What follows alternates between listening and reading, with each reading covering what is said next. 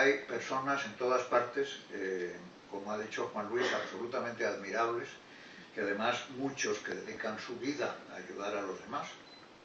He tenido tiempo para tener una vida intensísima, familiar, emocional, tener 7 hijos, haberme casado con casi 70 años, con una mujer fantástica, tener nietos y todo eso, y hay personas que no hacen nada más que ayudar a los demás y que son absolutamente admirables.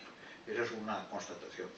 La segunda también es que yo pensaba que íbamos a hablar un poco de la idea del mecenazgo, pero que hay valores heredados de tu educación, en mi caso de mis padres, del colegio estudio y tal, que no tienen nada que ver con las deducciones de impuestos que te pueda dar la ley del mecenazgo, sino realmente con los valores que te ha inculcado tu familia y el sitio donde has crecido. También quiero decir una tercera cosa, y es que el dinero no hace al filántropo. El dinero ni es suficiente ni es necesario para ser filántropo. Creo que para ser filántropo hay que tener una actitud, una serie de valores y una visión.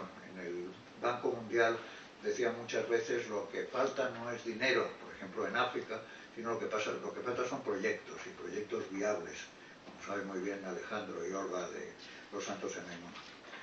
En mi historia personal, pues yo fui a la Harvard Business School. Yo creo que la Harvard Business School, que es una institución venerable y clasificada como número 1 de escuelas de negocios, está muy avergonzada de mí, porque allí te enseñaban a ganar dinero, y yo cuando he querido ganar dinero lo he perdido siempre. Y cuando no he querido ganar dinero, pues de pronto me he encontrado con dinero en 2 veces en mi vida, quizá en alguna más. Por ejemplo, pues con la aventura de Prisa, en la que tenemos aquí algunos ex socios, donde yo realmente quería contribuir algo a la transición de la dictadura a la democracia, o Alianza Editorial, que se salvó, en la que también hay aquí compañeros antiguos y accionistas y tal, y que era para salvarla de la quiebra, y en muy pocos casos he ganado dinero. Como os he dicho, siempre que he ganado dinero ha sido con algo no buscado. En 1969, bueno, yo fui a la Harvard Business School y ahí tuve la primera decisión. Me hicieron ofertas de trabajo, me hicieron 12 ofertas de trabajo y estuve dudando brevemente entre 3, que eran el Chase Manhattan Bank, donde yo había estado en unos cursos en 1965, en McKinsey & Company, que eran los mejores consultores del mundo. Yo me daba cuenta de que podía aprender muchísimo allí, o en el Banco Mundial. Y entonces el Banco Mundial me sedujo por la capacidad que te daba el Banco Mundial para ayudar a los más desfavorecidos del mundo, y elegí el Banco Mundial. La segunda decisión la tuve que tomar por una tragedia, y fue perder a mi madre cuando ella tenía 59 años, y enterarme de que tenía una herencia de la que nunca me habían hablado, porque tenían miedo mis padres de que yo me convirtiera en un playboy. Y era totalmente infundado, porque yo hubiera sido un playboy de tercera. Tenía 2 caballos que se aparcaba con la mano, mientras fui al colegio tenía el billete de ida y vuelta del tranvía y poco más y tal, y tenía unas tendencias austeras. Pero me vino esa herencia, y entonces resulta que la herencia venía de mi abuelo. Mi abuelo era un judío alemán que había conseguido escaparse de Alemania la tarde de la noche de los cuchillos largos, porque le avisaron que las SS venían no a detenerle sino a matarle. Se instaló en París y luego se hizo español gracias a mi padre, y así se conocieron mis padres, y después emigró a Estados Unidos. Entonces, con ese fideicomiso que había dejado para los nietos a la muerte de sus padres, pues a mí se me creaban problemas fiscales en España, donde yo era español, aunque estaba residiendo en Estados Unidos, porque mi abuelo era estadounidense, y en Alemania también, donde estaban los bienes, algunos que le habían sido restituidos. Entonces dije, qué horror, ¿qué problemas fiscales? Me voy del Banco Mundial porque no puedo seguir aquí, porque tengo tantos problemas que resolver. Y luego, en media hora de meditación, dije, bueno, el dinero es un instrumento que tiene que estar a tu servicio. No puede dominarte la vida y convertirse en tu amo. Y entonces ahí tomé la primera decisión, que fue, no me voy del Banco Mundial, porque si no el dinero va a regir mi vida y no al revés.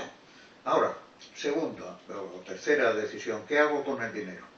Pues puedo, entonces yo acababa de salir de Harvard, teníamos esos trees, decision trees, donde teníamos brazos, ramas que podíamos seguir, y entonces, bueno, pues tuve tres posibilidades que vi. Uno es básicamente gastarlo, otra invertirlo y otra hacer algo distinto. Entonces gastarlo, pues con actrices de Hollywood, o comprando yates, o comprando grandes propiedades, con naranjos y limoneros, y olivos y viñas y tierras. Otra era invertirlo, y como me habían enseñado en el Banco Mundial, que eso sí podía haberlo hecho, y entonces dije, pues cuando tenga 78, 80 años, pues seré un segundo Rockefeller y podré tener una piscina de monedas de oro y tal, y ser como tío Gilito, o hacer algo distinto. Y como ha dicho Catalina, hacer algo sostenible y responsable para la sociedad. Entonces, en aquel contexto de la Guerra Fría, lo único que podía hacer una persona que quisiera mejorar el mundo era aliviar la pobreza. Yo había visto pobreza en mis viajes en el Banco Mundial en Brasil, por ejemplo. Yo había recorrido el nordeste de Brasil, porque había hecho una auditoría del banco, y allí había una pobreza terrible. Había estado en India, y en India había también era un país con entonces 700 millones de habitantes, de los cuales 650 vivían en la miseria. Y había África. Entonces yo dije, bueno, en Brasil, si hago algo en Brasil, me voy a estrellar contra la política de distribución de ingresos del gobierno, y voy a perder el tiempo.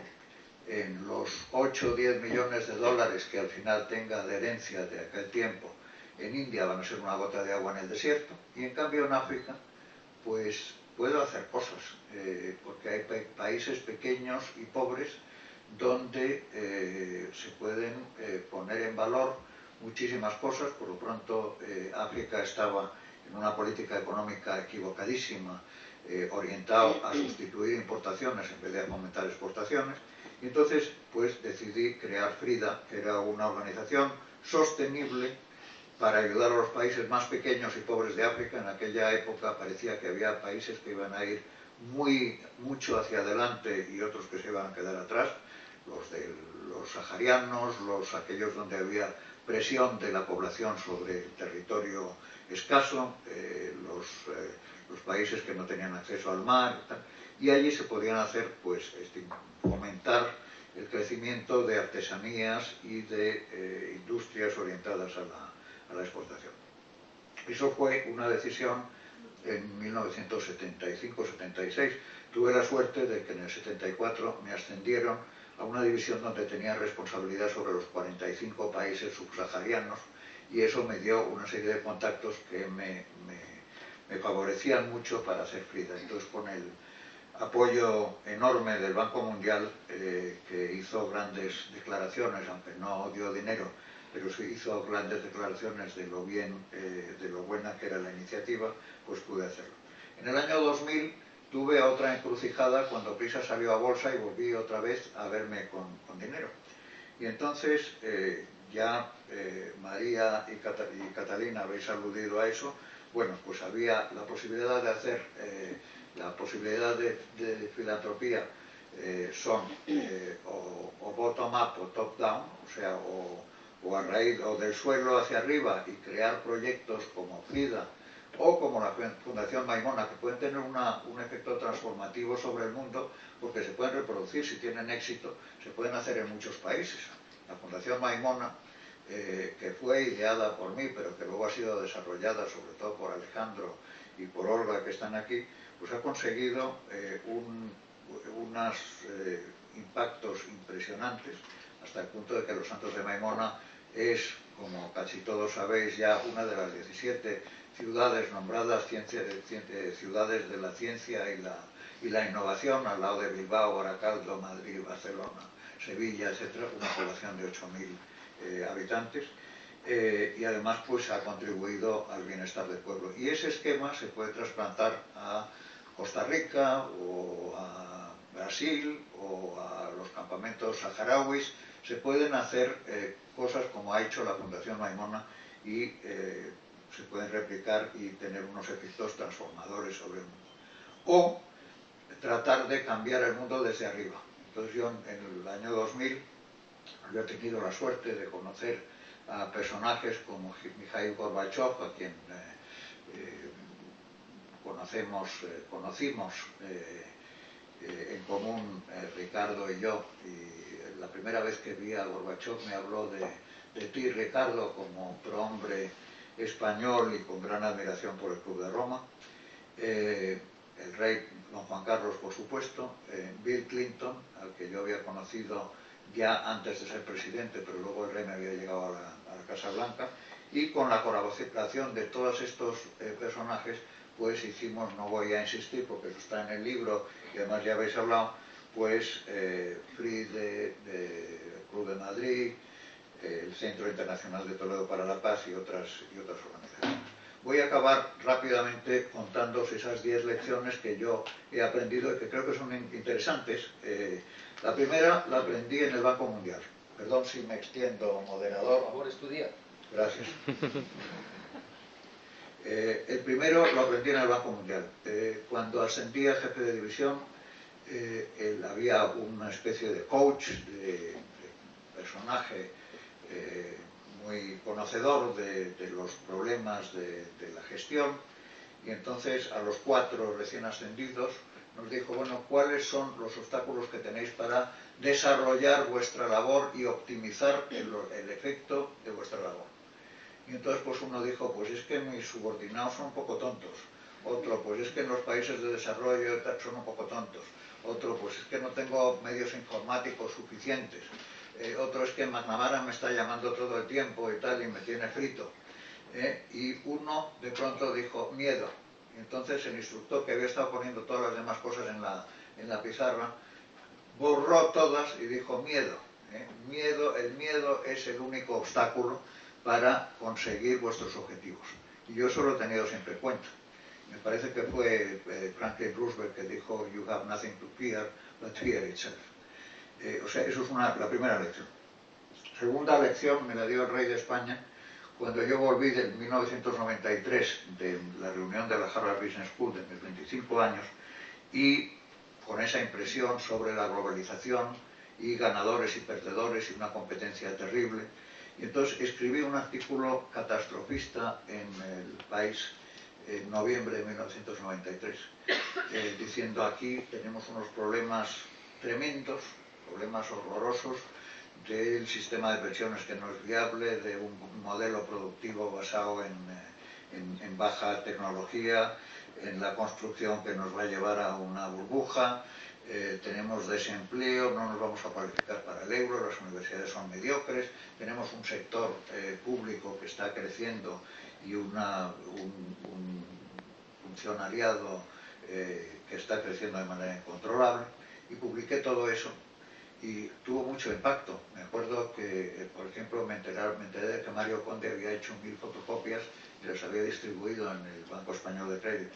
Esa noche tuve la suerte de comer mano a mano con el rey, que llegó, normalmente el rey, como sabe José Manuel, te da abrazos y tal, y aquel día me pegó un golpe en el antebrazo que todavía me duele, y me dijo, oye chico, qué bueno eres yendo a Harvard y trayendo problemas, pero tú vas a Harvard y traes soluciones, porque aquí problemas ya tenemos suficientes. Y esa fue una lección importante que aprendí. Cuando traes problemas tienes que aportar soluciones. La tercera lección también me la dio el rey. Estábamos hablando un día de Extremadura, eso fue un par de años antes, y me dijo, Diego, tú quieres mucho a Extremadura, yo quiero a Extremadura, ¿qué podríamos hacer por Extremadura? Dime un poco cuáles son las debilidades de Extremadura, los problemas que tiene Extremadura. Y yo le dije, pues así, pensando rápidamente, tiene 3. Uno es que nadie va a Extremadura, es la gran desconocida. Nadie, la gente que va de Madrid a Sevilla, entonces no había AVE todavía, pero la gente iba por Córdoba y no pasaba por Extremadura. Pues vas a Lisboa y no pasas por Extremadura, vas a Sevilla y no pasas por Extremadura. Ese es un problema.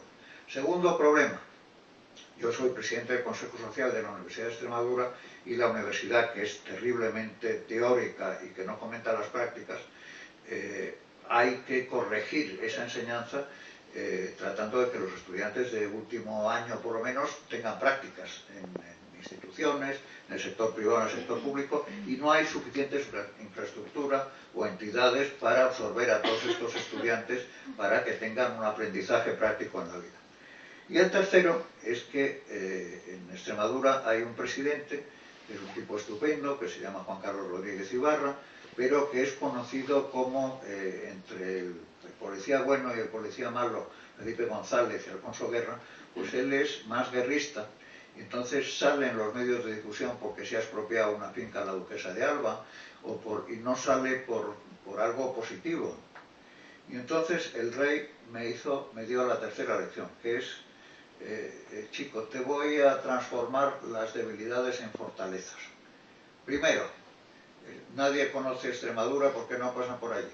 Extremadura es el centro, está en el centro de un triángulo mágico cuyos vértices son Lisboa, Madrid y Sevilla. Y por lo tanto está más cerca de Madrid, de Lisboa y de Sevilla que lo están las tres ciudades entre sí. Y por lo tanto tiene un futuro floreciente. Segundo, que no hay infraestructura, estupendo, porque así van a aprender de los errores de otros que sí la tienen y que la tienen mala y que han cometido errores y van a aprender de los errores de los demás. Y tercero, en efecto, Juan Carlos Rodríguez Ibarra es un tipo estupendo y es muy amigo mío. Oye, y yo soy también amigo del presidente de la patronal, entonces puedo coger por el brazo y puedo coger por el brazo a los empresarios y decirle vamos a hacer algo. ¿Y qué hacemos? Bueno, pues de esa conversación eventualmente, como sabe Vicente, salió la Corporación Empresarial de Extremadura, que ha sido una institución importante para el desarrollo de Extremadura y que ha traído muchos inversores a Extremadura. Tercera lección, transformar debilidades en fortalezas.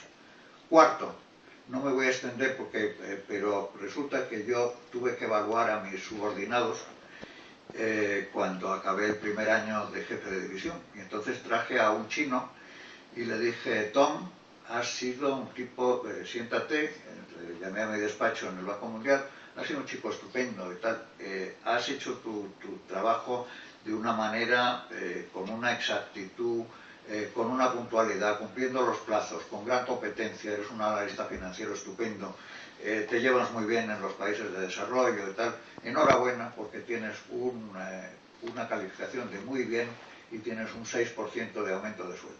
Muy bien, dame un abrazo, adiós. Y me dijo, un momento, si tú tienes derecho a juzgarme a mí, yo también tengo derecho a juzgarte a ti, por lo tanto, siéntate. Tú eres un líder carismático, eres un tipo estupendo, eres inteligente, nos inspiras a todos, eres el mejor analista financiero y podemos aprender muchísimo de ti, tienes un contacto increíble con los jefes de Estado africanos, tienes una cercanía a McNamara y tal, estamos muy protegidos dentro del banco y tal, es estupendo, pero tienes un fallo terrible. Y el fallo terrible es que nos hemos pasado durante un año espiando tus expresiones faciales para ver si descubríamos aprobación o desaprobación. Y no nos das feedback. Y ahora yo, después de un año, gracias a Dios, me entero de que lo he hecho bien. Pero deberías decirlo antes. Y entonces ahí aprendí dos cosas. Primero, escucha antes de hablar. Y segundo, o sea, cuando vas a hablar con alguien, tal, escúchale primero. Y segundo, di a las personas que trabajan contigo a tu alrededor, dales un feedback rápido de si lo están haciendo bien o lo están haciendo mal, cuanto antes mejor. La sexta lección, bueno, hay una serie de factores de motivación. El querer ser el más poderoso del mundo, el avanzar en tu carrera, el tener una responsabilidad cada vez mayor, el tener reconocimiento y medallas y todas estas cosas. Y esos son 4 factores de motivación positivos muy fuertes. Pero yo siempre pienso que esos 4 factores te forman como persona, y que los dos factores que te motivan y que te pueden perfeccionar como persona son los que se llaman affiliation and achievement, que quiere decir el trabajar con gente de quien puedes aprender o que te sea grata, por un lado, y por otro lado, el tener la satisfacción interna de que has conseguido algo y de que has tenido impacto. Entonces, esos motivadores creo que son importantes. La séptima lección, la actitud de una persona cuando llega a tratar de resolver un conflicto. Eso lo aprendí de Martti Ahtisaari, que fue el premio Nobel, el presidente de Finlandia, premio Nobel de la Paz el año antes que Obama, y que cuando yo lo conocí, cuando estábamos constituyendo el European Council on Foreign Relations, nos hicimos muy amigos. Por cierto, que alguien a quien conocemos, José Manuel, me había dicho que Martti Ahtisaari era un tipo antipático y adusto y tal, y es un tipo absolutamente encantador. Y me dijo, bueno, aparte de que yo puedo hablar finlandés con él, y que era una ventaja porque se sorprendía mucho, y me dijo: Diego, todo conflicto tiene solución. Él había sido el encargado por las Naciones Unidas del tema de Kosovo, y dijo: hay conflictos que parecen completamente lo que llaman los americanos untractable, que no se pueden resolver, y hay conflictos en efecto en Oriente Medio y otros que llevan 60 años, pero todo, y creo que esa actitud de todo conflicto tiene solución, tanto en la vida pública y en asuntos internacionales como en las relaciones familiares, es una actitud absolutamente imprescindible. La octava lección vino de la lección de un magistral, de un catedrático muy eminente de Relaciones Internacionales de la Universidad de Harvard, que se llama Stanley Hoffman, y que dijo una cosa terrible en 2007. Dijo, lo digo en inglés, bueno, lo digo en español mejor, y así si alguien no lo entiende, lo entenderá enseguida. Dijo: he tenido en mis 57 años de enseñar asuntos internacionales, he aprendido una cosa terrible, y que se compone de dos premisas. Una, todo el mundo sabe lo que hay que hacer. Everybody knows what has to be done. Y dos, todo el mundo sabe que lo que hay que hacer no se puede hacer. Everybody knows that what has to be done cannot be done.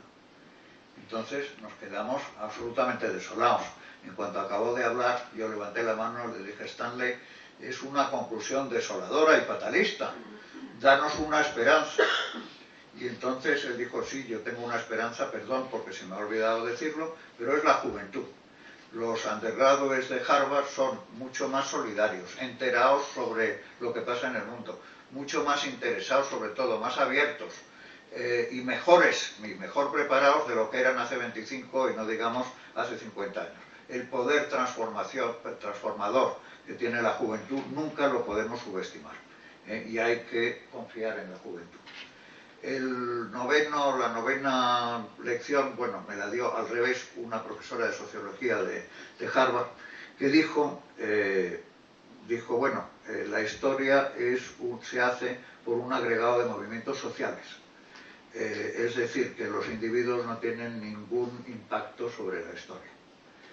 Y entonces yo con mis otros 19 compañeros del grupo de fellows del Centro de Asuntos Internacionales, dijimos: pero ¿cómo puede usted decir eso? Los individuos sí tienen un efecto sobre la historia.